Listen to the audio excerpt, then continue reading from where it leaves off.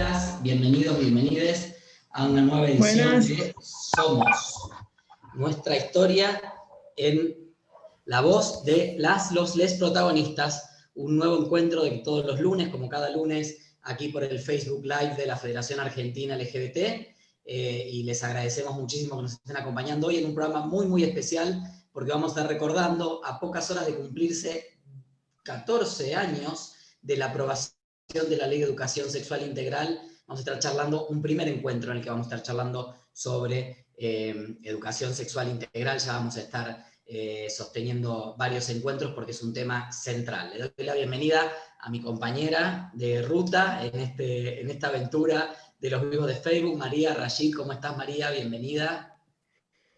Hola, ¿cómo va? Acá estamos en una nueva edición de Somos LGBT, que quizás cambia de nombre, estamos viendo eso. Para hablar esta vez de educación. Vamos a hacer un programa para contar eso. Sí, ya vamos a ver. Y esta vez para hablar de educación sexual integral, como dijiste, Esteban, recordar un poco esto de, bueno, cuando salió la ley, qué inconvenientes tuvo la ley en su momento, qué contenido tiene, qué le falta, qué cosas hay para modificar de la ley y de su implementación también, ¿no?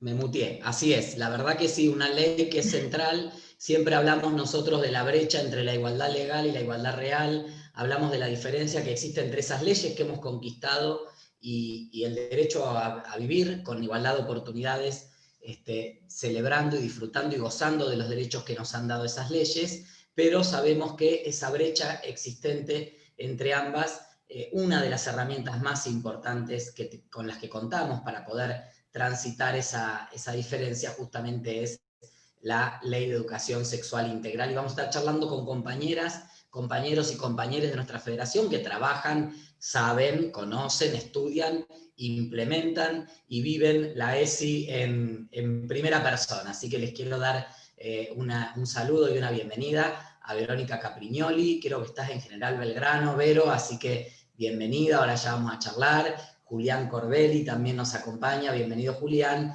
y Lisandro Cotone Olmedo, un compañero también de la Secretaría de Infancias y Adolescencias Trans. Así que bienvenidos al estrés, y bueno, nos metemos ya directamente en el tema. Pueden desmutearse y empezamos a charlar, no sin antes recordar, como decíamos, que el día de ayer se cumplieron 14 años de la aprobación de la Ley 26.150. La Ley de Educación Sexual Integral, que establece para todo el país, para toda la República, la implementación y el dictado de los contenidos de educación sexual integral en todos los establecimientos y modalidades. Pero por ahí tal vez Vero, Julián, Lisandro nos quieren contar un poquitito más en concreto cuáles son los alcances de la ley, cómo la ven en su implementación actual. Bueno, la verdad es que la idea es que podamos empezar a charlar de este tema. Y bienvenidos nuevamente. Muchas gracias. Bueno, si quieren, puedo empezar yo. Estando rodeada de tantos referentes activistas, a veces como que digo, no, pero es como, ellas tienen tanta historia, ¿no? Entonces yo me quedo tan chiquito a veces, teniendo no más 23 años. Pero la ley de educación sexual integral, que fue promulgada en el 2006, lo que tiene es que empezó siendo como un plan principalmente pensado para... ¿Se me escucha? Tengo miedo de estar trabado. Ahí está. Se pensó principalmente como una prevención para el embarazo adolescente, el embarazo no deseado, ¿no? Justamente para hablar de los anticonceptivos, pero sobre todo del preservativo. No se hablaba de las ITS en ese momento. Y lo que pasa con esta fecha, ¿no?, que hemos mencionado, es que fue previa a la fecha del matrimonio igualitario, a la ley a la sanción de la ley Micaela, a la ley de identidad de género. Entonces, una ley que, si bien fue muy importante, ¿no?, para nuestra sociedad, necesitó y necesita ser actualizada. Tiene aspectos igual que son como bastante amplios, como que hablan de que, bueno, cuando hablamos de ESI no hablamos solamente de, bueno, del aspecto íntimo de una persona que hace por así decirlo, en su habitación, sino que es cómo se convive con los demás, cómo es su salud emocional, cómo, o sea, un montón de aspectos que que se van de cómo uno se relaciona con el otro. Y también tiene que ver en qué marco se da esa educación, si se da de una forma respetuosa a las personas que son de la diversidad sexual, ¿no? Porque por ahí no se hablaba nunca del campo de látex en la educación cis heteronormada, porque justamente habla de otras prácticas que no tienen fines reproductivos, por así decirlo, sino más de gozo, de sexualidad, así a secas. Y hay muchísimos temas, ¿no? Que bueno, que me gustaría también ir hablando de cómo también las infancias y adolescencias viven esa ESI, qué pasa cuando la ESI no está. Pero bueno, yo nomás quiero ir dando esa pequeña introducción. Verónica, Julián, les pregunto, porque la ley se aprobó ya hace 14 años, incluso como creo que Lisandro lo dijo al pasar, había leyes que no estaban en 2006, la ley de matrimonio igualitario recién hacía poquito la habíamos presentado en el Congreso junto a la Federación, pero uno de los puntos de nuestros 5 objetivos iniciales era inclusión de la diversidad sexual en la Ley de Educación Sexual Integral, que ya se venía discutiendo en el Parlamento. En el texto de la ley concreto, el que se aprobó en el Congreso en octubre de 2006, ¿finalmente ingresó la diversidad o eso todavía no está expresado en el articulado?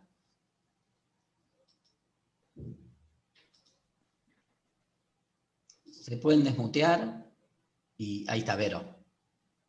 Hola, en principio, buenas tardes. Muy bueno este programa, nada, me encanta estar acá. Y bueno, en relación a lo que vos decís, Esteban, no se habla en el programa, en lo que legisla el programa de la educación sexual integral, no se habla de lo que es diversidad y mucho menos identidad de género. Estas son cosas que... hemos hablado con Julián justamente hoy, en otras oportunidades con otras trabajadoras y trabajadores de la educación, que tiene que ver con que la educación sexual integral se fue fortaleciendo por el trabajo, por la militancia, por el poner palabra de cada docente, de cada estudiante, que se apropió de esta normativa, de esta ley, y dijo, esta es nuestra bandera y vamos por ella y vamos a militarla. Porque si no era una de las tantas leyes que quedaba ahí cajoneada y necesitó mucha fortaleza de muchísimos docentes, y esto hay que decirlo.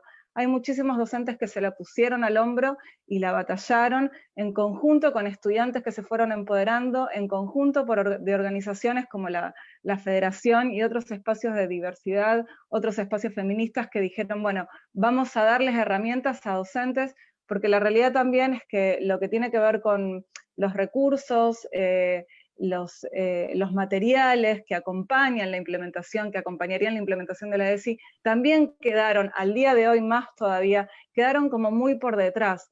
Como decía Lisandro, en su momento se hablaba solamente de prevención de embarazo, de prevención quizás del uso de preservativo, nos quedaba en un paradigma súper biologicista, súper normativizador, quedaba ahí. Entonces fuimos docentes que empezamos a batallarlo y a buscar entre nosotros herramientas y recursos, a empezar a investigar, a empezar a armarnos y a empezar a pasarnos, bueno, tenemos esto. Y era muy, muy difícil, algo que sigue siendo complejo también, pensarlo desde la transversalidad, que la ley, el programa de ESI habla de que la educación sexual integral en realidad es un contenido transversal. No es que, bueno, hoy hacemos un tallercito de ESI, hoy vamos a hablar de ESI. La educación sexual integral se da en los pasillos, se da en los recreos de las instituciones educativas, se da en el recibimiento, en el izar la bandera, en cómo nos formamos, en lo cultural de cada institución educativa. Entonces, es muy importante empezar a repensar cómo realmente se está dando esa implementación de la ESI. Pero bueno, quiero darle lugar a Julián también, que tiene una experiencia muy importante y me parece que estaría bueno escucharlo. Julián, aparte, mientras vos decías, Vero, lo de la transversalidad, Julián hacía con la cabeza, que la gente no lo ve porque no nos vemos los que no vamos hablando, pero hacía con la cabeza, sí, a ver, contanos un poco más, Julián, de esto que tiene, las implicancias que tiene la ley de ESI y esta idea de la transversalidad y los contenidos vinculados a todas las materias, ¿no? De eso se trataría. Sí, coincido con lo que decía la colega Verónica, ¿no? La ley de la ESI nos brinda un marco, un piso sumamente rico para poder trabajar la educación sexual desde esta perspectiva integral. Pero bueno, sin dudas la transversalidad, la presencia de la educación sexual en otras asignaturas, donde no tradicionalmente se las ha ubicado, bueno, eso se sostiene. De hecho, en el 2018, la Auditoría General de la Ciudad Autónoma de Buenos Aires hace un informe sobre cuál es el estado de situación de la ESI en la Ciudad de Buenos Aires. Y bueno, uno de los resultados es que la mayor proporción de propuestas ESI se dan dentro del espacio curricular de biología. Es decir, sigue estando esa idea de la ESI asociada a la prevención de ITS, prevención del embarazo, de la higiene, ¿no?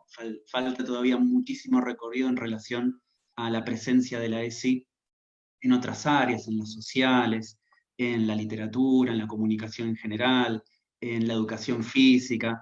Digamos, es impresionante cómo, tal cual decía la colega, en la educación sexual integral no solo se da a nivel de los contenidos, sino también en eso que conocemos como currículum oculto, todo lo que va ocurriendo en los pasillos, en nuestros vínculos entre docentes, entre alumnos, docentes y alumnos, directivos, etc. Ahí en todo vínculo existe la potencialidad de educación sexual integral, aun cuando eso es silenciado. Eso también es una forma de educación sexual, el silencio, el no hablar de eso, se da muy frecuentemente, y también a partir de 2018, tal vez después lo vamos desarrollando. 2018 fue un año bastante clave, me parece, para la ESI, en relación a la atención que se va dando en los distintos sectores. Pero bueno, parte de esa discusión también involucró en los códigos de vestimenta, ¿no? Que en muchas escuelas se vienen revisando y donde hay un fuerte trabajo desde la educación sexual integral, los estereotipos de género, los ideales de belleza, en estas normativas que se aplican hacia el cuerpo de algunas y no de otros. Y que me parece que hay bastante recorrido y hay algo. En la Ciudad de Buenos Aires hubo múltiples tomas de escuelas pidiendo y exigiendo, demandando mayor ESI. Hubo ciertas movilizaciones de sectores profundamente anti-ESI, como "con mis hijos no te metas", bueno, la marcha por las vidas, etc. Digamos, fue un año bastante picante en ese sentido. Sí, eso te iba a decir, porque nombraste 2018 y no puedo evitar recordar que fue el año en que llegó al Parlamento el debate por el derecho al aborto legal, seguro y gratuito para las personas con capacidad de gestar, ¿no? Y ahí se vio, se instaló muy fuertemente el debate de ESI, ¿no? Asociado al derecho al aborto, y bueno, se vieron las resistencias en la calle, ¿no? Esto que hablabas vos con mi hijo, o sea, se activaron mucho todos estos grupos que no son argentinos, o sea, hay que contextualizarlo en un contexto regional. "Con mi hijo no te metas" viene de España, de Perú, de Colombia, de México, viene con financiamiento internacional, y acá no habían aterrizado tan fuertemente. En otros países incluso han evitado que se aprueben leyes de ESI, ¿no? Tuvimos la posibilidad nosotros, y ahí la dejo a María que está ahí queriendo preguntar, ya te dejo un minutito, pero estuvimos hace 2 años con Flavia Macencio y con Marcela Romero en El Salvador, en un proyecto de intercambio con las organizaciones de allá, y Centroamérica, ¿no? Y un diputado había presentado un proyecto de ley que ni siquiera era de ESI, o sea, era algo medio entre salud sexual y reproductiva, que no hay todavía, y mencionaba la capacitación en la temática. Se armó una batahola bastante, una resistencia muy, muy fuerte y muy violenta, porque decían que detrás de eso venía la educación sexual integral. A mí me pareció... Ay, perdón. Iba a decir, quería ir un poquito más para atrás, ¿no? porque sin lugar a dudas estas que están mencionando de los últimos tiempos fueron como las últimas grandes batallas en relación a este tema. Pero quería profundizar un poco más respecto a la primera batalla, ¿no? Porque recuerdo cuando se discutía la ley de educación sexual integral, había dos discusiones muy importantes que yo recuerde, ¿no? En ese momento. Una era si salía o no la ley. Por supuesto que había fuertes resistencias para que saliera una ley de educación sexual integral, ¿no? Pero después, cuando me parece que ya los sectores más relacionados a los fundamentalismos religiosos, la Iglesia Católica, algunas iglesias evangélicas, cuando vieron que ya la ley iba a salir de todas formas, la segunda batalla que decidieron dar fue quitarle contenido a la ley, ¿no? Que el contenido fuera algo abierto, porque eso les permitía lo que después hicieron, que es, bueno, hacer una educación sexual integral a medida de sus creencias, ¿no? Y ahí hubo una trampa, una batalla que perdimos, en realidad, porque la ley había varios proyectos que tenían contenido muy claros en diversidad, en derechos de las mujeres, etcétera, y todo esto se sacó y se perdió esa batalla en relación al contenido de la educación sexual integral, ¿no? De todas formas, lo que se valoró en ese momento es que ya era un gran avance en relación a lo que pasaba en la región y en otros países, etcétera, haber logrado aprobar una ley de educación sexual integral. Pero se perdió un poco esto de el contenido. ¿Les parece que una modificación a esta ley podría incluir un contenido más claro o sería mejor directamente trabajar en una mejor implementación? ¿Habría que modificar la ley para ustedes o...?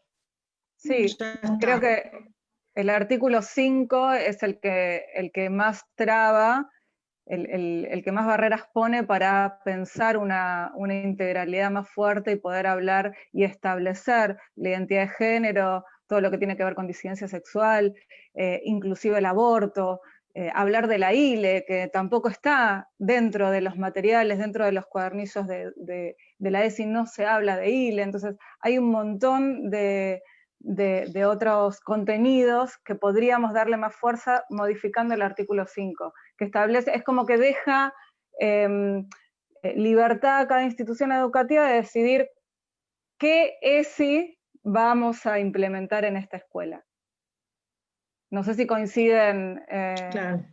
Julián y Lisandro. La falsa idea, Vero, te agrego a lo que decías y ahí le doy la palabra a Lichi, a Lisandro, la falsa idea del ideario institucional. O sea, como si el ideario institucional habilitara, por ejemplo, pues yo digo, el ideario institucional en una escuela confesional lo ves en catequesis, no en educación sexual integral. Sino a ver si un profesor viene a química y dice que los panes se multiplican y que el agua se transforma en vino. O sea, lo echan. No podría dar en química. Habrá quizá alguna reacción de que el agua con la uva, la fermentación se hace vino, pero por milagro no. Entonces esa falsa idea del ideario institucional, que es el caballo de Troya con el que muchas instituciones confesionales y algunos docentes de escuela pública también, se niegan o condicionan los contenidos, ¿no? Y esto que decía María, tal vez de estar expresos en la ley, ya no habría tanto margen para la opinión libre, ¿no? Lisandro. Sí, que con lo que había preguntado María, hay una parte justo tengo acá abierta la ESI para repasarla en el artículo 3, el inciso D habla justamente de que cuando hablamos de la ESI, hablamos de la prevención de problemas en la salud en general, en la salud sexual y reproductiva. Y la salud en general es muy amplio, también se refiere a la salud emotiva, ¿no? Emocional, y que las niñas tengan acceso a sus derechos, que conozcan también que existen, bueno, que conozcan que existe la diversidad sexual y que no son bichos extraños por tener una expresión, una identidad distinta de lo normado, eso también es cuidar la salud de las niñas, ¿no? Porque cuando uno no le da esa información y está ese silencio en reemplazo de la ESI, o sea, uno se queda con muy poca información y eso también termina atentando también contra su salud emocional, que es lo que también, la razón por la cual a veces en la SECRE recibimos niñas adolescencias muy deprimidas, muy tristes, porque es la tristeza de pensar que uno no encaja en la sociedad porque es un problema de ellos, ¿no? Y que hasta mi escuela primaria me trataba de esa manera cuando yo no entraba en los cánones de la escuela. Me decían, bueno, a ver qué problema tiene esta niña, vamos a mandar al psicólogo. Y no, el problema también es que hay que también darse cuenta de los problemas sociales que hay en la actualidad. Y me pareció muy, muy importante esto que dijo Julián de el silencio también es ese. Y es que también, en realidad, el silencio hace que el niño tenga que buscar información por su cuenta. Y la información la biblioteca que tenemos de información, que está mitad correcto, mitad errada, que cualquier persona puede acceder hoy en día, es el Internet. Y también es la pornografía. Porque también hay que saber que las niñas, sobre todo los varones, empiezan a consumir pornografía más o menos entre los 11 años.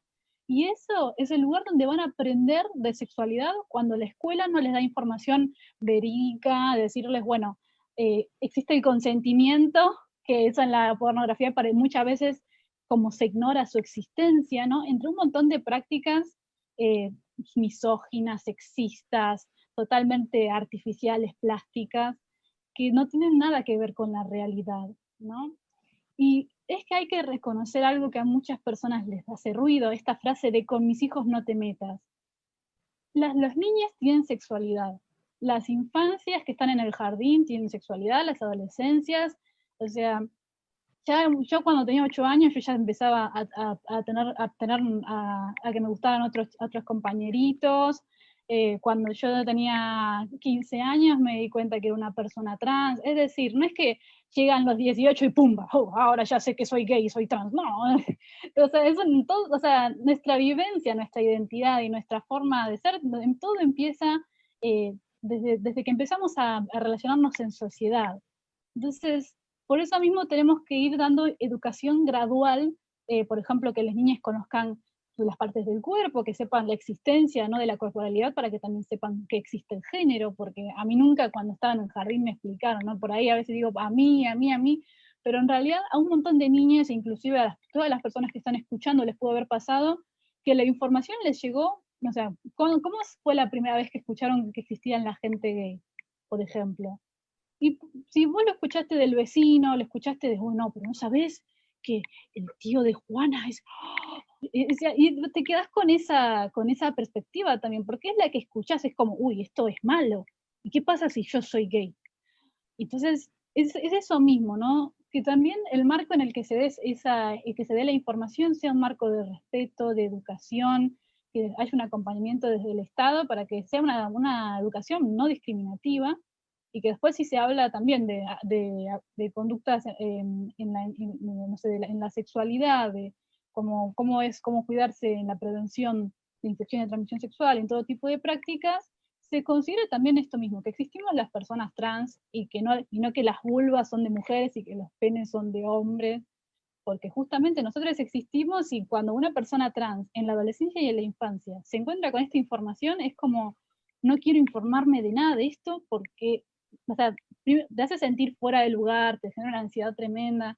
Y hemos visto casos de una niña trans que le aplicaron una ESI, en donde justamente cuando hablaban de la corporalidad hablaban, bueno, era un video ni siquiera era de Argentina, era de México, que una nena preguntaba, ay, pero ¿por qué yo soy nena y mi hermano es hombre? Entonces venía un perro azul y decía, bueno, amigos, me voy a explicar, porque ella es nena porque tiene vagina y este es niño porque tiene pene, bueno, adiós. Y esa era la información que le llegaba a los compañeritos de esa niña trans y a la niña trans, ¿no? Entonces, es tan importante que se aplique esta educación de una forma respetuosa e incluyente y no binaria, ¿no?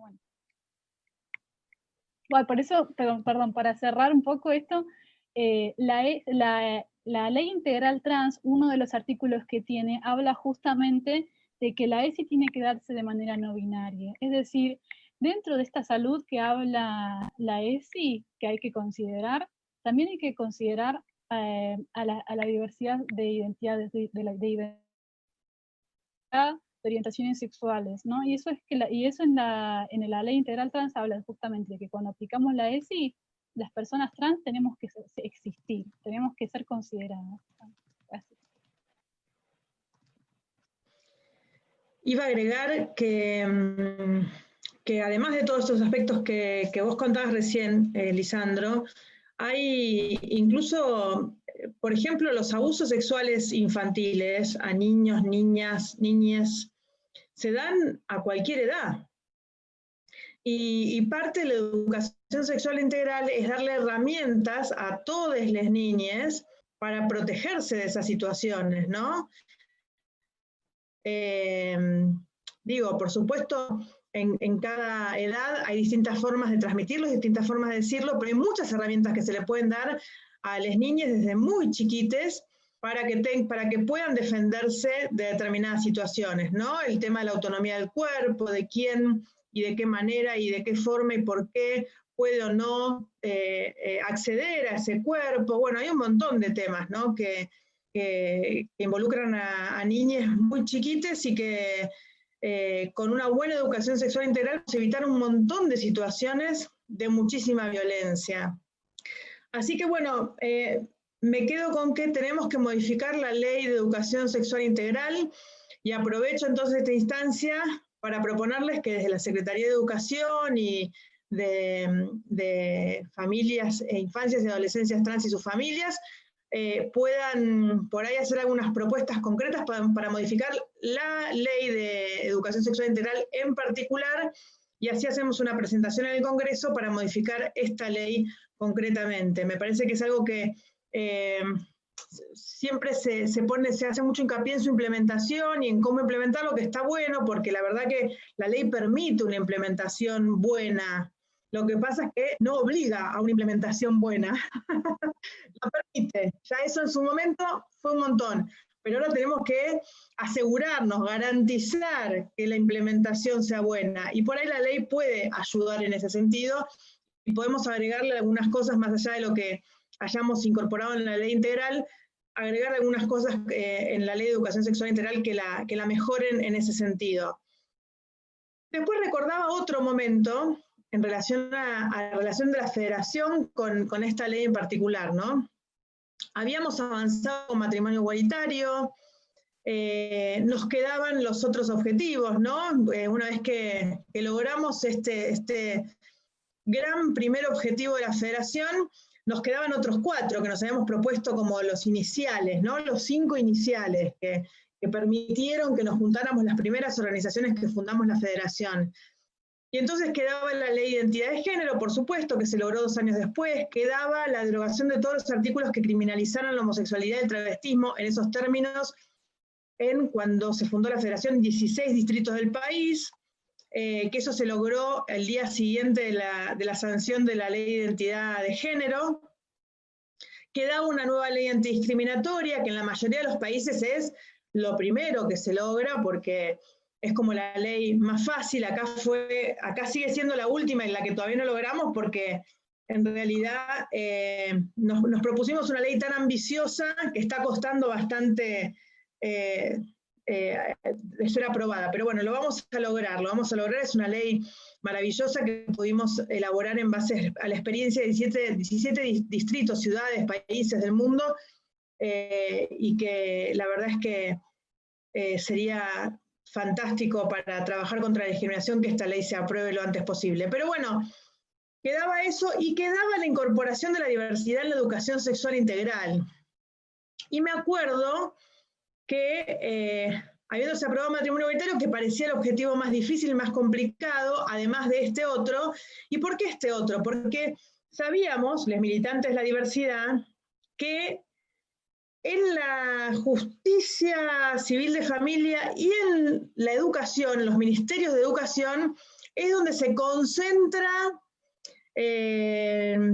la mayor parte de los militantes y las militantes del fanatismo religioso, del Opus Dei, de la iglesia, como que ponen ahí sus alfiles, ¿no? Están ahí sus soldados, sus soldadas, están en educación y en la justicia nacional de familia, ahí controlando el placer, el deseo y las familias de todas las personas. Y entonces sabíamos que eso iba a ser muy difícil. Es más, me acuerdo que dijimos, bueno, ¿a quién habría que ir a ver, ¿no? Para hablar de este tema. Y buscamos en el organigrama y nos encontramos una sorpresa. Estaba ahí de funcionaria en el mismísimo lugar donde había que ir a hablar Mara Brauer, una militante feminista lesbiana que yo conocí hace muchos años de los lugares de encuentro del feminismo, y fuimos a verla. Esteban, vos estabas, ¿no? Fuimos los dos a verla, Mara, ¿no? En esa oportunidad.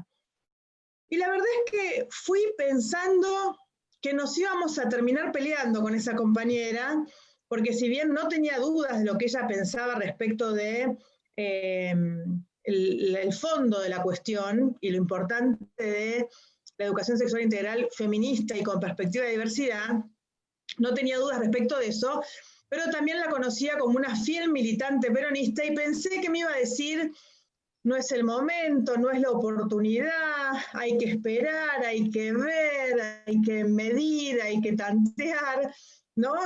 Y sin embargo, cuando nos encontramos con la sorpresa de que estaban elaborando cuadernillos de educación sexual integral.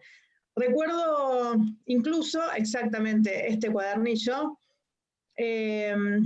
Recuerdo incluso que nos contaba Mara una anécdota en ese momento, que era que habían habían hecho un afiche, un cuadernillo sobre prevención de embarazos no deseados, y el ministro en aquel momento tenía dudas de si incluir o no el DIU. Bueno, finalmente fue la misma presidenta en ese momento que dijo: ¿cómo? Por supuesto, ¿cómo no vamos a incluir el DIU? Que después se generó todo un revuelo en las organizaciones religiosas, esto de la inclusión del DIU como método de prevención de embarazos no deseados. Y lo que pasó en ese momento es que nos dio el capítulo de diversidad y nos dijo: bueno, es el capítulo de diversidad, esto se va a imprimir en unos días, si quieren y si pueden, háganos alguna devolución. Claro, en ese momento recién se aprobaba matrimonio igualitario, estaba muy verde el tema de la diversidad en la sociedad y en la cultura, y solo nos llevamos ese capítulo, solo eso. Hicimos algunas recomendaciones de modificar algunas cosas, otras quedaron pendientes, era solo poder hacer algunas modificaciones al texto, pero por supuesto no se dio la oportunidad, ni creo que en ese momento lo pensamos, no se había aprobado la ley de identidad de género todavía, de hacer una revisión integral para que todo el contenido de la educación sexual integral tuviera una perspectiva de diversidad, ¿no? Nos llevamos, de hecho, no estaba impreso, así que nos mandaron por mail el artículo de diversidad puntualmente. Mara me mandó algunos otros también, creo que me llegó a mandar uno de discapacidad y algunos temas más. Hicimos una devolución sobre esos, pero claro, quedó muy corto. Primero porque habíamos llegado en lo legislativo hasta matrimonio igualitario, solamente vimos la cosa más recortada, y después de la ley de identidad de género, por supuesto, quedó pendiente una revisión integral de la educación sexual integral, teniendo en cuenta a la diversidad y a la orientación sexual y a la identidad de género y su expresión como algo transversal a todos los capítulos de los que se habla cuando se habla de educación sexual, ¿no? Y me refiero en este punto a educación sexual integral, después podríamos referirnos a toda la educación en general, ¿no? Julián había dicho hace un rato el tema de los códigos de vestimenta, el tema de los deportes que se pueden elegir, ¿no? Si sos nena, puedes elegir determinados deportes, si sos nene, puedes elegir otros, hay división de sexos por deportes en muchas escuelas todavía, y eso también tiene que ver con la educación sexual integral y con esto de que está pendiente de desbinarizar la ESI, ¿no? Pero bueno, cuando pensamos en esto, lo pendiente, ¿no? En ese momento la Federación hizo algunos aportes, modificamos este capítulo. La verdad es que para lo que en ese momento y en esa época se podía lograr, pensamos que, o sea, fuimos pensando que nos iban a decir: bueno, esperen, que no podemos, que la iglesia, que acá está lleno de...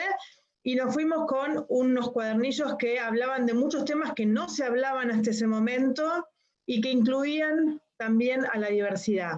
Ahora, de ese momento a hoy no hubo modificaciones en estos contenidos. Sin embargo, hubo avances legislativos y sociales inmensos en este tema, inmensos. Julián, ¿querés aportar en este tema? Sí, tal Buenísimo. cual, porque veo estos cuadernillos, los recuerdo, y lamentablemente son los mismos materiales con los cuales nos desenvolvemos hoy en día. No hubo producción, no hubo actualización, no se incorporaron estas dos leyes fundamentales que vos mencionabas.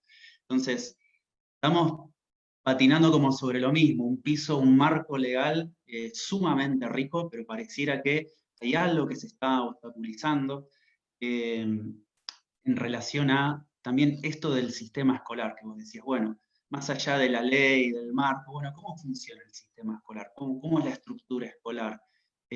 Profundamente binaria esa estructura, pero digo también cómo están formados los cuadros directivos, las autoridades. Yo en particular tuve un conflicto muy, muy serio este año en relación a la enseñanza de la diversidad sexual, en la cual la dirección de nivel tomó una denuncia que prácticamente fustigaba la educación sexual íntegra, no solo de mi persona, sino de otros colegas dentro de la misma escuela, y básicamente atacaba a la diversidad sexual, ¿no?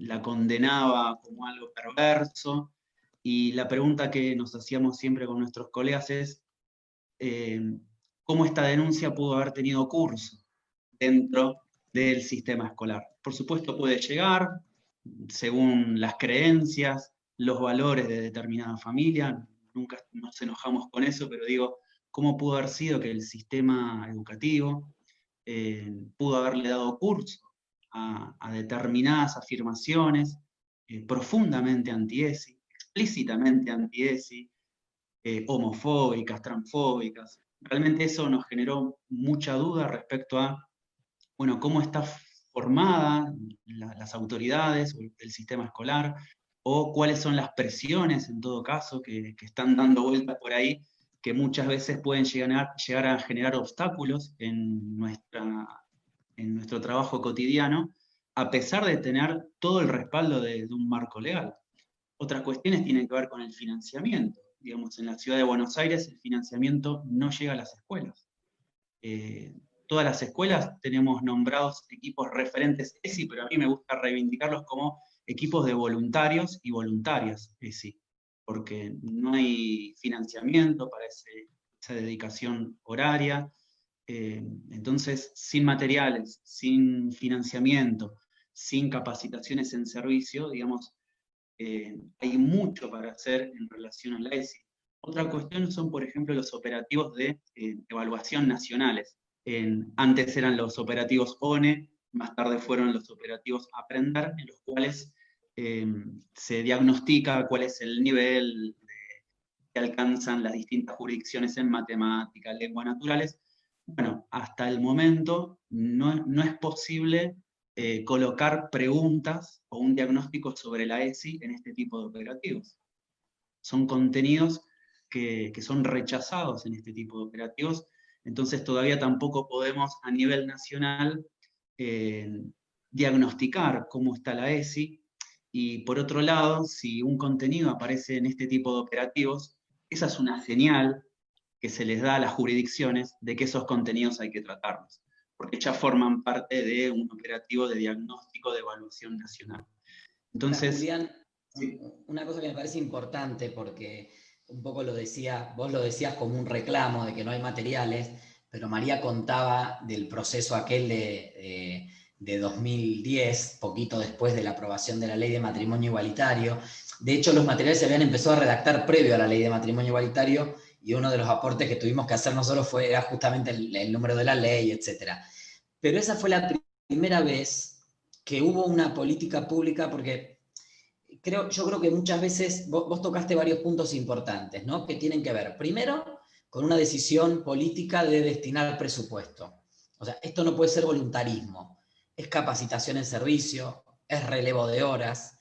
Nosotros mismos acá en la provincia de Santa Fe logramos, después de uno de los últimos actos que hizo la ministra de Educación en el gobierno anterior, el último gobierno progresista que tuvimos en estos años, antes del cambio de gobierno, fue la titularización de 40 cargos de dedicación exclusiva para ESI que se concursaron. O sea, se dejó de relevar los cargos y la provincia hoy tiene un equipo ESI con 40 cargos con horas titulares, que es muy importante. Y en ese momento, esa publicación que mostrábamos hace un rato y que con todas las limitaciones que tenía, tiró, como se dice en la impresión, digamos, en las publicaciones, tiró 3 millones de ejemplares. O sea, fue una política pública de escala. Y no me extraña que sean los mismos libros, no los mismos contenidos, los mismos libros físicos, porque me acuerdo que en ese momento la Federación, por vía de un convenio con no sé si te acordás, María, que nos otorgaron 300.000 cuadernillos para distribuir a través de las organizaciones de la Federación. Teníamos una oficina en Once, en la estación de Once nos habían dado una oficinita ahí arriba, y teníamos cajas. Era impresionante. Yo digo, para nosotros era como estar en una juguetería, porque éramos niñes en juguetería, porque la verdad que era tener ese material, con todas las limitaciones, sabiendo que faltaba, pero que ya nos nombraba, nos visibilizaba, nos daba una herramienta costo cero, porque aparte las organizaciones que nos pedían a través de la federación, el ministerio las enviaba directo a la provincia o a la localidad. Y eso es un trabajo que se retomó, porque Mirta Marina es una de las pocas funcionarias que logró sostenerse ahí en el ministerio. Durante el gobierno de Cambiemos, la federación volvió a plantear, a insistir con la actualización de estos materiales. Se hizo un trabajo de la Secretaría de Educación, bueno, Vero lo conoce, se trabajó, que hay que seguirlo trabajando, pero después pasó el gobierno de Cambiemos, donde el ex ministro Bullrich en la cara nos dijo, porque esa reunión fuimos con María y creo que con Marcela y Flavia, nos recibió muy amablemente, como siempre, pero en la cara nos dijo que no iban a imprimir nada, que había un montón de libros ya que habían mandado a hacer el otro gobierno y que iban a dedicarse a distribuir lo que había, y no tenían presupuesto para imprimir nada. Y bueno, pasó la gestión de Cambiemos, esto no se operativizó ni con Bullrich ni con Finocchiaro, y ahora se retomó el diálogo nuevamente con Mirta, pero ya con la nueva gestión del ministro Trota, y vino pandemia, ¿no? Pero digo, tener en cuenta que me parece que sacar los mejores aprendizajes de eso, que para que la ESI realmente llegue a la escuela tiene que ser una política de escala, 3 millones de ejemplares para distribuir en todo el país, eso es una escala en un país de 44 millones de personas, son 20.000 libritos que no llegan a ningún lado, que nos lo quedamos entre nosotros en las ONG para quedarnos felices de que está nuestro nombre y que dice que colaboramos. 3 millones de ejemplares, y después la decisión política de invertir en la capacitación y formación docente, porque eso son horas de relevo, son horas que se pagan suplencia. Digo, por ahí la gente, tal vez que no está en el ámbito educativo, desconoce y dice, no, bueno, sí, van a un taller y se capacitan. No, son horas que hay que relevar para que el aprendizaje sea real. Si no, yo me anoto los sábados a la mañana, ahora con Zoom me conecto a un curso, lo apago la cámara y me estoy escuchando, y después me certifican las horas, ¿no? Entonces creo que ahí también, conjuntamente con lo que decía María de una nueva ley, me parece que tenemos que ir con una propuesta ahí concreta de política pública, de qué no puede faltar, desde la experiencia de ustedes como docentes, sobre todo Julián, Verónica, qué no puede faltar para que esto tenga un impacto. Acá, perdón, sumo, porque me parece que es importante pensar esto, no solamente las capacitaciones en servicio, sino también hablando de la formación de docentes y técnicos que van a trabajar en instituciones educativas. En la provincia de Buenos Aires no es obligatoria la educación sexual integral en la formación de docentes ni en la formación de técnicas que después trabajen en instituciones educativas, ni siquiera está en los tramos de formación docente como materia obligatoria. Entonces esto también es importante volver a esto de modificación de la ley, que tiene que ser una materia obligatoria, porque si no queda en los institutos de formación, bueno, a ver qué instituto tiene ganas de incluir esa materia en uno de los tramos de formación optativa o en un EDI. Bueno, y si hay una persona que tiene ganas de ponerse al hombro la educación, el repensar la educación sexual integral en la formación docente, porque esto también es importante y algo que se habla, y uno de los de los ejes que en la educación sexual integral se le nombra como puerta de entrada a la ESI, y esto me parece sumamente importante, tiene que ver con repensar nuestras propias identidades en relación a la sexualidad, repensar nuestros propios estereotipos, nuestras vivencias, nuestras creencias, para recién ahí poder realmente llevar adelante una educación sexual integral que sea respetuosa de una diversidad, que sea implementada en absolutamente todas estas dimensiones que estamos hablando de las instituciones educativas. Y eso solamente se consigue con una formación sistemática. Va más allá de un curso de 4 instancias o de una jornada que se puede pensar dentro de la institución educativa. Bueno, paramos las clases y formamos docentes. Es algo como mucho más estructurado, tiene que ser bien sistemático y a lo largo de la formación docente, acompañando esa formación docente. Si no, no se puede nunca transversalizar la educación sexual integral. Si no, seguimos planteando situaciones problemáticas en matemática donde seguimos estereotipando y reforzando las cuestiones de género, donde es mamá la que va a comprar y es papá el que va a trabajar, y entonces cuánta plata hay, o sea, una situación problemática muy estereotipada que seguimos viendo en instituciones educativas. En relación a los cuadernillos que vos hablabas recién, Esteban, lamentablemente al año pasado, este año no por el contexto de pandemia, pero al año pasado, en instituciones educativas de la provincia de Buenos Aires, de las localidades pequeñas, esas revistas de charlar en familia estaban todavía guardadas en cajones, en bibliotecas, donde los docentes ni siquiera sabíamos qué hacer, ¿no? Yo ahí me incluyo porque realmente no se acompañó en esto de darle a las familias una revista que habla de sexualidad. ¿Cómo acompaño? Porque es importantísimo, no es solamente dar las revistas, es hacer este trabajo. Y en esto los docentes, les docentes, estuvimos mucho tiempo en soledad, justamente por todo este recorrido que venimos hablando, ¿no? No es que, o sea, si pensamos en este contexto, contextualizamos lo que contaba María, en esa época visibilizar la diversidad, visibilizarnos, fue sumamente importante. Y ahora, ¿cómo acompañamos a docentes, a equipos directivos, a los equipos de orientación escolar? ¿Cómo acompañamos a esas familias para que realmente seamos visibles en todas las casas? Para que realmente las infancias trans, como hablaba Lisandro, sean respetadas en todas las casas. Ahí hubo como un gran vacío. Y me parece que estamos en un momento político importante como para darle cauce a generar materiales nuevos, repensar cómo acompañamos a docentes en esta implementación, cómo llevamos adelante en las familias estos cambios de perspectiva, estos cambios de mirada, de repensar esas infancias, de repensar el tema de embarazos, maternidades y paternidades en la adolescencia, cómo prevenimos. En los cuadernillos todavía no se habla de los campos de látex, por ejemplo, no se habla de preservativos para vulvas. Entonces hay un montón de cosas que tenemos que revisar y actualizar, pero para mí es fundamental incluir esto en la formación docente sistemática, desde el inicio. Así es, si me permiten, me gustaría leer algunos mensajes que estamos recibiendo. Santiago Ariel dice, siempre pienso que si hubiera recibido ESI en mi infancia, hubiera comprendido lo que me pasaba. Hoy por hoy me encuentro transicionando a los 33 años. Espero las próximas generaciones puedan acceder a información y salud de calidad.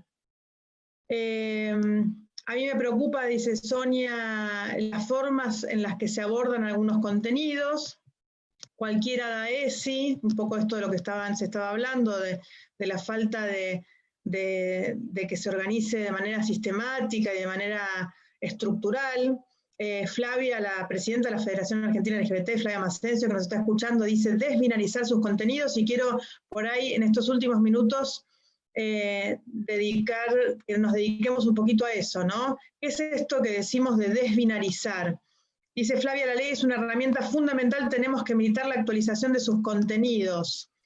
May Sarmiento, es la transformación hacia la igualdad, esa modificación es necesaria para seguir brindando herramientas a nuestras niñas para la construcción de un mundo más libre y sobre todo con más derechos. Bueno, y siguen los mensajes, ya vamos a ir leyéndolos si llegamos. pero quería ver si podíamos hablar un poquito de esto, ¿no? ¿Qué es esto de desbinarizar? Y acá sí, digo, podemos ampliar un poco más, no solamente la educación sexual integral, la educación en general, ¿no? ¿Cómo hacemos? Yo sinceramente creo profundamente que el tema de las categorías binarias son la base sobre la que se construyen todas las violencias hacia las mujeres y hacia las diversidades. Y creo que la respuesta a eso, cuando pensamos en la respuesta a los femicidios, a los crímenes de odio, creo que por ahí lo pensamos en términos más policiales o punitivos, que no está mal, digamos, dar un debate en ese campo, pero sí creo que en realidad la respuesta real y profunda al tema de esas violencias es la educación y básicamente de construir estas categorías sobre las cuales se construyen esas violencias. Entonces creo que desbinarizar la ESI no tiene que ver solamente con las personas trans, aunque si así fuera también sería importante, pero tiene que ver con todas las violencias que se construyen en nuestra sociedad, porque si pensamos hasta, digo, un tema que parecería alejado de la diversidad, como puede ser lo que pasó con los rugbyers y con este joven que fue asesinado, ¿no? Por violencia machista en definitiva, ¿no? ¿Qué de la construcción de esa categoría de sexo hombre tiene que ver con ese asesinato, ¿no? ¿Qué de muchas de las violencias que hay en nuestra sociedad, también la de los femicidios, también la de los crímenes de odio, se construye sobre estas categorías que proponemos de construir, ¿no? Miren lo importante que es para toda la sociedad y no para un sector en particular o para la diversidad en particular, para toda la sociedad en general, lo importante que es de construir estas categorías, empezando por la educación sexual integral quizás, pero después yendo a la educación en general, ¿no? Quería por ahí hablar un poquito de esto.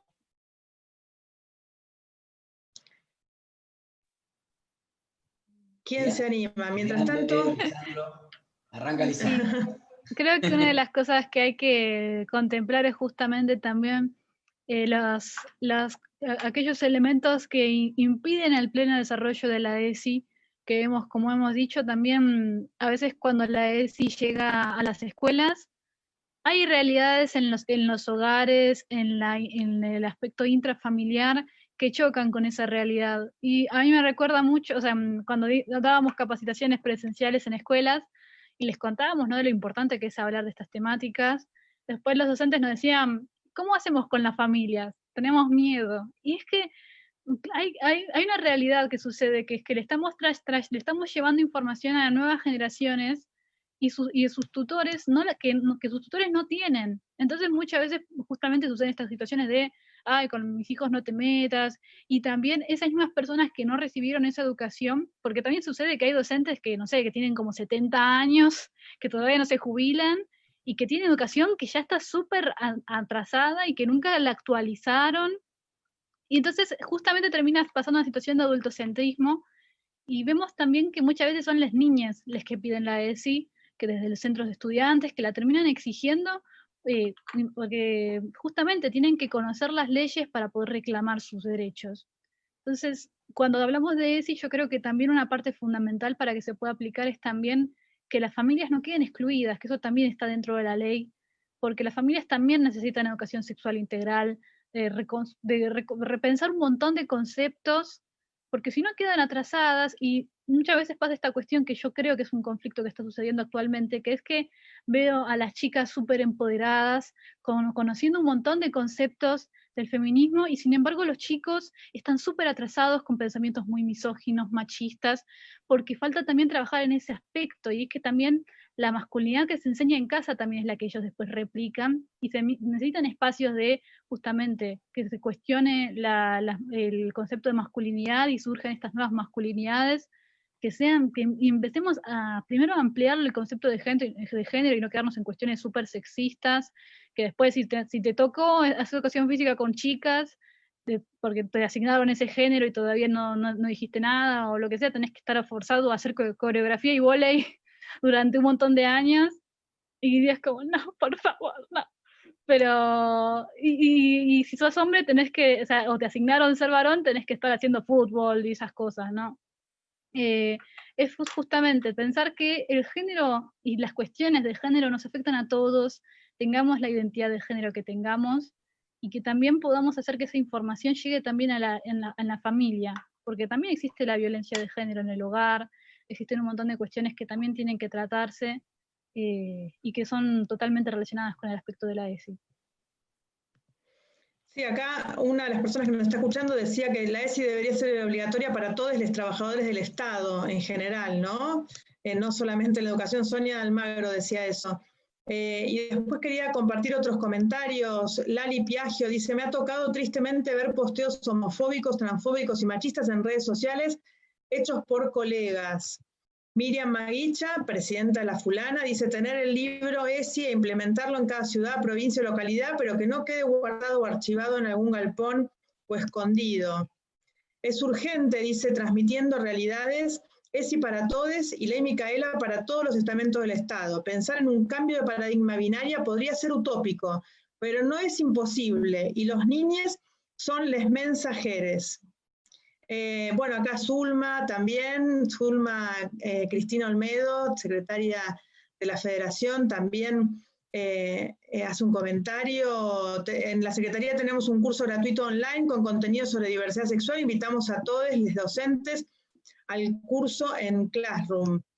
Bueno, hay un montón de comentarios. Creo que es importante poder reflexionar sobre estos temas, sobre lo que queda pendiente todavía para modificar en la ley, lo que queda pendiente en la implementación y lo que nos queda pendiente en la sociedad en general, ¿no? Más allá de específicamente la educación sexual integral o incluso más allá de la educación, el de construir estas categorías de género y sexo, creo que es el nudo de muchas cuestiones que hacen a la violencia y a la no felicidad de muchas personas. Así que me parece que es un tema fundamental para trabajar y para ponernos como uno de los principales objetivos de la Federación y de muchas organizaciones que articulamos dentro de la Federación.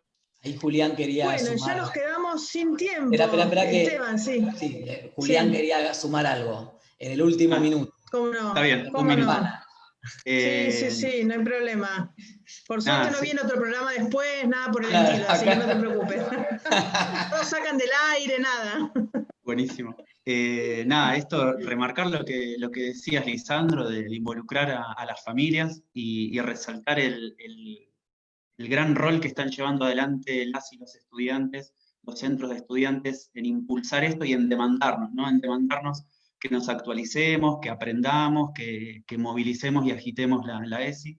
En relación a la deconstrucción de este binario, pareciera que la cuestión trans vino a desequilibrar el tema género, ¿no? Y es algo que se avanzó un montón, se avanzó realmente un montón, me parece. Pareciera que el último bastión es el sexo biológico, ¿no? Y ahí ya también me meto y hablo un poco como profe de biología. Me parece que ahí está el gran bastión de deconstruir el cuerpo físico, sexuado, más allá de esta categoría binaria de varón-mujer. Yo recuerdo muchas de estas expresiones con mis hijos no te metas, cuando fustigaban como ideología de género a la ESI, etc. Lo que planteaban es, bueno, si quieren, hagan lo que quieran con el género, pero los cuerpos son una verdad científica, nacen varón o mujer, ¿no? Entonces ahí hay un gran bastión para poder deconstruir, no solo desde la biología, pero sino también desde las otras áreas, retomando esto, la construcción histórica del cuerpo físico, desde una perspectiva que no sea cientificista, sino desde un análisis sociológico, y desde ahí me parece que los cuerpos intersexuales son la punta de lanza para desarmar completamente este binarismo, y después retomar las identidades, ¿no? Coincido con vos, María, de buena parte de las violencias radican en estas dos cuestiones, en los géneros y en los cuerpos físicos, categorizados hace tanto tiempo de esta manera, que de alguna manera terminan justificando las violencias. Bueno, es una diferencia biológica, es una verdad científica. terminan siendo justificación para un sinnúmero de violencias. Creo que ahí tenemos un gran desafío como comunidades educativas para terminar de desarmar el binario.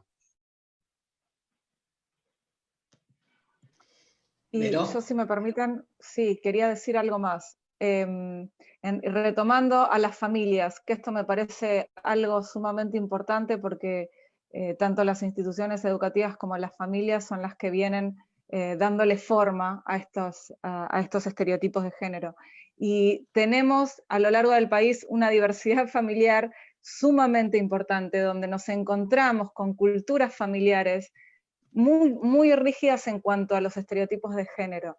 A mí me pasa, yo viví muchos años en Capital Federal, y mudarme a un lugar donde las escuelas rurales son la gran mayoría, donde las familias rurales son la gran mayoría, y encontrarme con ciertos estereotipos de género tan rígidos que yo pensaba que ya no estaban, y es encontrarme con esas familias, y no es ir contra las familias, sino todo lo contrario, es poder acompañar a esas familias a repensarse también en esos roles, donde la violencia de género en esas familias está sumamente incorporada como actos cotidianos, donde nunca se replantean, donde vos entrás a una casa y las mujeres no te miran siquiera, donde son los tipos donde tienen la voz, y la única voz válida, donde los pibes se van criando de esa manera y nunca se replantearon. Y en las escuelas muchas veces es poder ver esas familias, es desde los contenidos escolares, es poder ver esta cultura de cada región, de cada espacio alrededor de esas instituciones educativas, y trabajar con eso que surge ahí. Entonces el trabajo que tenemos para poder pensar en recursos, en materiales, que realmente nos sirvan para una implementación de la ESI integral y respetuosa, es bastante arduo, porque tenemos que empezar a escuchar más a estas familias y a estos estudiantes. Totalmente, ¿no? Y también eso coexiste con el ejercicio de nuestros derechos y la visibilidad que esto trae, ¿no? Porque digo, pensaba también, tanto y está pasando en ámbitos rurales como en las grandes ciudades también, una mayor visibilidad de alumnos, alumnes de género no binario, de trans. Nosotros, a mí me tocó en la gestión en Santa Fe acompañar niñas de 5 o 6 años ingresando con una identidad trans ya visible en el aula, ¿no? Entonces, el propio ejercicio de nuestros derechos como comunidad, como colectivo, también transforman y requieren y exigen un cambio estructural mucho más profundo. Pensar que esas niñas, niños y niñas trans estén estudiando el cuerpo humano en una concepción binaria de pene, vulva, digo, ¿y mi cuerpo dónde está, no? O sea, mi corporalidad, ¿dónde está representada? Pero creo que es un desafío muy grande, y como es tan grande el desafío, me parece que amerita otro programa, ya por ahí no el lunes que viene, pero sí que pensemos también en poder generar otro programa para seguir profundizando algunas cuestiones, porque creo que también esto que planteó María, que es como el gran desafío hacia adelante, que es la desbinarización de la ESI, ahí nos quedó apenitas introducido, me parece que está bueno que lo podamos profundizar, así que les comprometemos al estrés para un nuevo encuentro, para seguir pensando esto. Aprovechando también que hoy estuvo súper activo el Facebook y los comentarios, le decimos a Juan Pablo Morino que si sigue conectado, que no le vamos a poner Toco y me voy al programa. María adelantó que probablemente le cambiemos el nombre, y él está ahí con el copyright de su programa deporte, no le vamos a robar el nombre a Toco y me voy. Así que bueno, agradecerles muchísimo, Vero, Julián, Lisandro, por acompañarnos hoy en este especial. También vamos a charlar seguramente en otra ocasión para seguir profundizando cuestiones que tienen que ver con la ESI, que es fundamental, que está cumpliendo 14 años en nuestro país, que es una herramienta maravillosa, pero que todavía falta muchísimo, por supuesto. Agradecerles, hoy tuvimos muchísima gente conectada, comentando, interactuando, así que es un tema que interesa y hay que darle más aire. Y bueno, nuevamente muchísimas gracias, María, por estar acompañándonos. En realidad no, estamos cada uno nos acompañamos entre nosotros en este espacio de los lunes. Nos vemos el lunes que viene a las 19 horas por el Facebook de la Federación Argentina LGBT, en este espacio que por ahora se llama Somos, el espacio de los lunes de Mundo LGBT. Quizá el destino nos depara otro nombre o no, pero bueno, en eso estamos. Muchísimas gracias. Muchas gracias, Julián, Vero, Liso, muchas gracias. Gracias, nos vemos. Gracias, salud. Muchas gracias. Un placer.